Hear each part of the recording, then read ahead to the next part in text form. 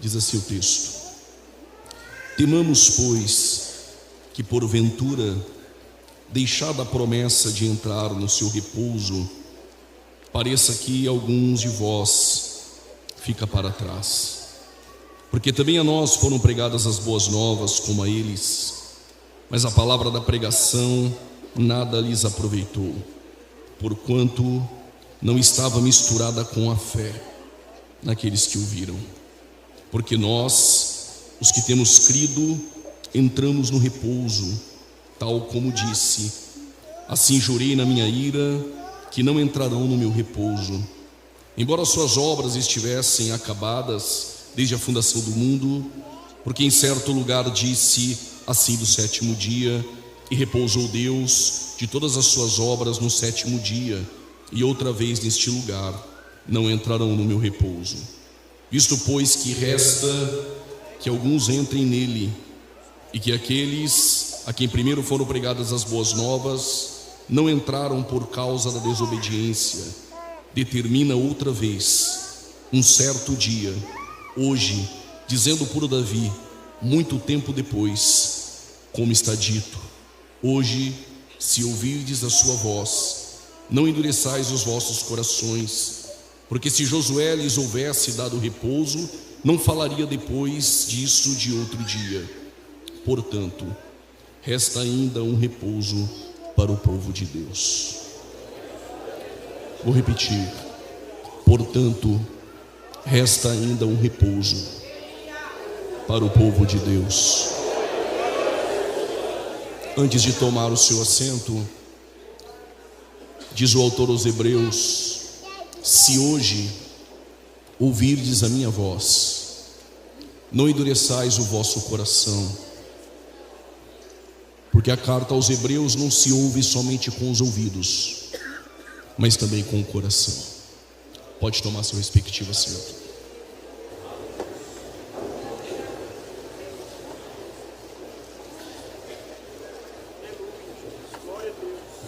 Essa noite eu quero destacar a superioridade de Cristo, a sua supremacia. Eu quero destacar alguns pontos aqui essa noite. O primeiro ponto é que Ele é maior do que os anjos. O segundo ponto é que Ele é maior que Moisés. Se der tempo, Ele é maior que Josué. Ele é maior que Arão. E nele nós encontramos o repouso. A carta aos Hebreus, ela tem as suas dificuldades no âmbito teológico, uma carta profunda, pouco lida, muito admirada. E a carta aos Hebreus, nós não sabemos de fato quem é o autor. A sua autoria já foi debatida entre os pais da igreja, na Reforma Protestante, como o próprio Lutero chegou a dizer que quem escreve a carta aos Hebreus era um pregador eloquente de Alexandria por nome Apolo. Contudo, Tertuliano, um apologista entre os pais da igreja, chegou a defender que quem escreveu a carta aos Hebreus fora Barnabé. Enquanto isso, nós vamos ter o testemunho de Clemente de Alexandria, que defendeu que a carta aos Hebreus saíra da pena das mãos de Paulo. Orígenes, ainda que eu não concorde com as suas alegorias, ele disse que somente naquele grande dia nós iremos saber quem escreveu aos Hebreus. E nisso eu compactuo com Orígenes. Mesmo que nós não sabemos a autoria, uma coisa essa noite ficará marcada em nosso coração: Cristo é superior aos anjos, Cristo é maior que Moisés, Cristo, Ele nos leva para o seu repouso. A carta aos Hebreus começa com havendo Deus antigamente falado. E o importante observar essa noite é que nós temos um Deus que fala. Quando a criação, antes de tudo ser criado, disse Deus: haja luz. Ele falou no início da criação e tudo houve, e tudo que Deus criou é perfeito, e tov meod, tudo é muito bom. Mas ele falou também antigamente pelos profetas, aos nossos pais. E nós temos Cristo no Antigo Testamento sendo apontado por figuras, ainda que não haja unanimidade na academia, mas nas peças do tabernáculo, dentro da tipologia, nós temos Cristo se apresentando como anjo do Senhor. Mas Deus, nesses últimos dias, nos falou pelo Filho. Na sua encarnação trouxe Deus aos homens, Deus entre nós, o Emanuel, o Deus conosco.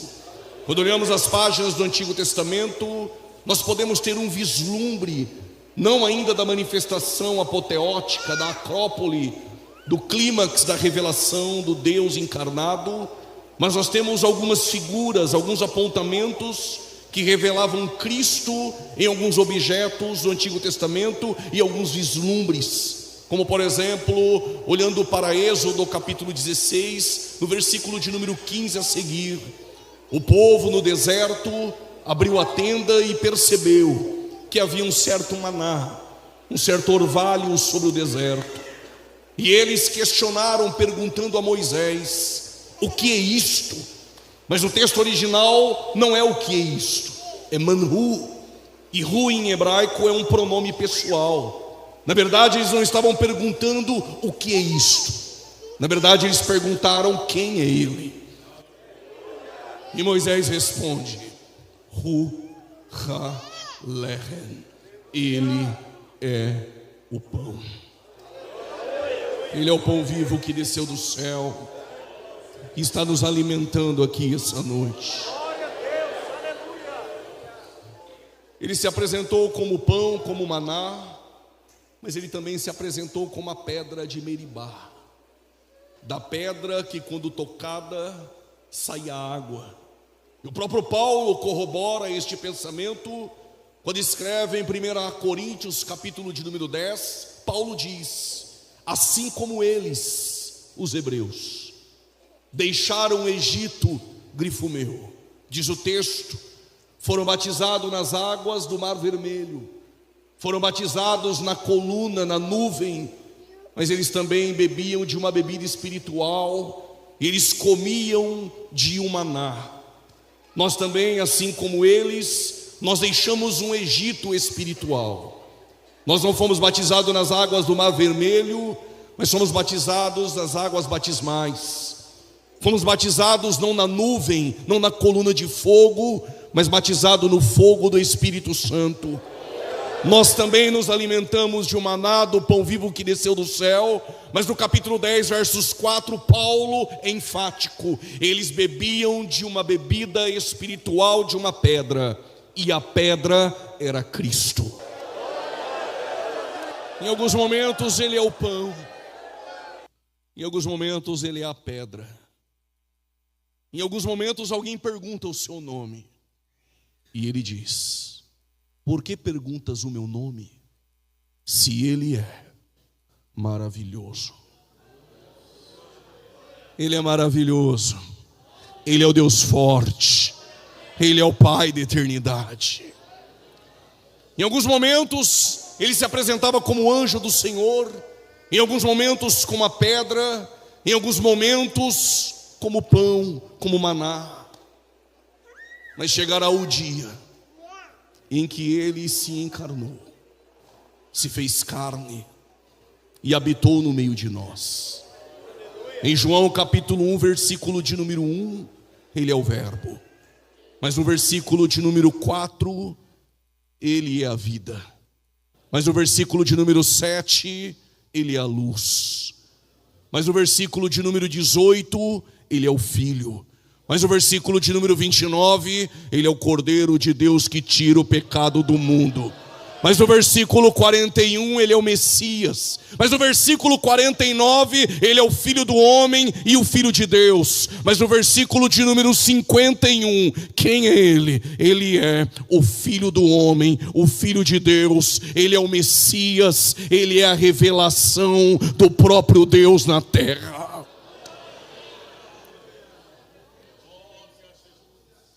Mas aí o autor aos Hebreus diz que havia revelações Antigamente Deus falara de muitas maneiras e de muitas formas, nas figuras, nas peças do tabernáculo, mas Deus também se revelava pela criação.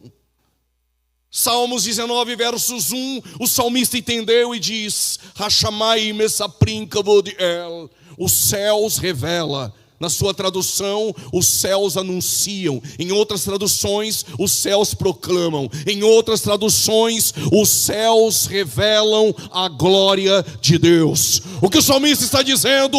Quando eu abro a tenda e olho para a criação e vejo todas as coisas em seus devidos lugares, o salmista está dizendo: a criação está gritando, Deus existe. E quando eu olho para a criação revela a glória de Deus.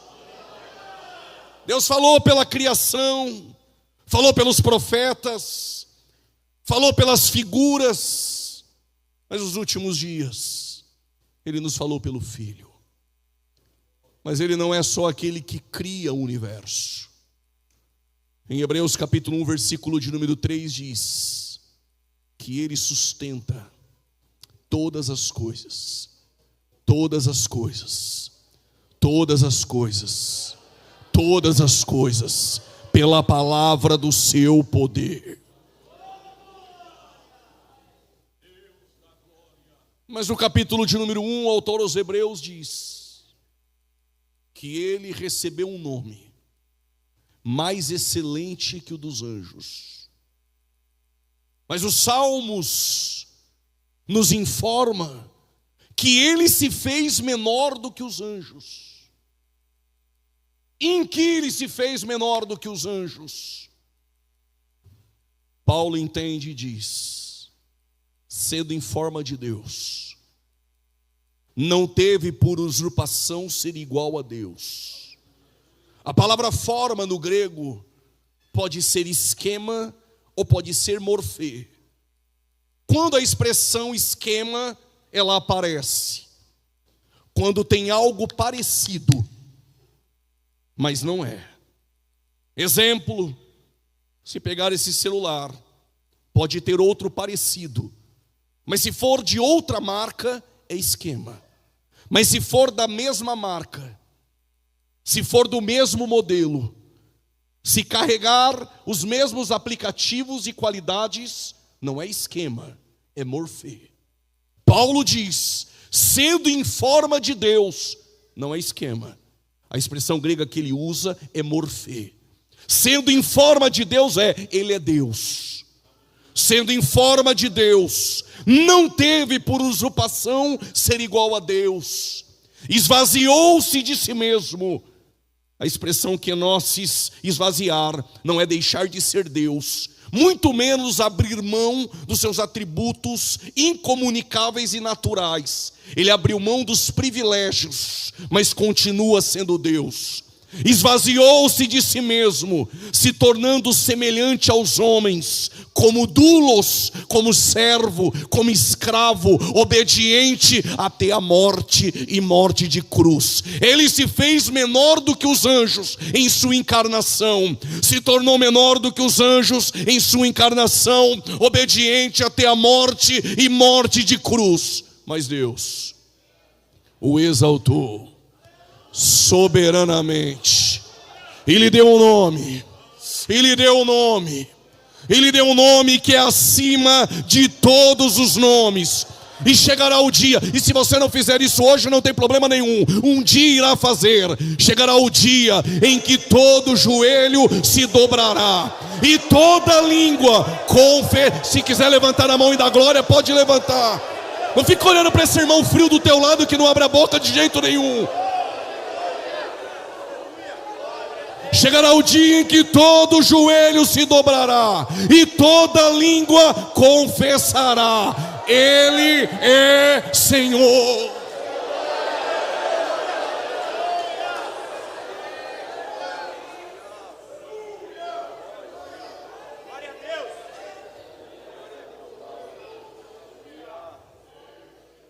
A primeira pergunta essa noite é: em que Ele é maior do que os anjos?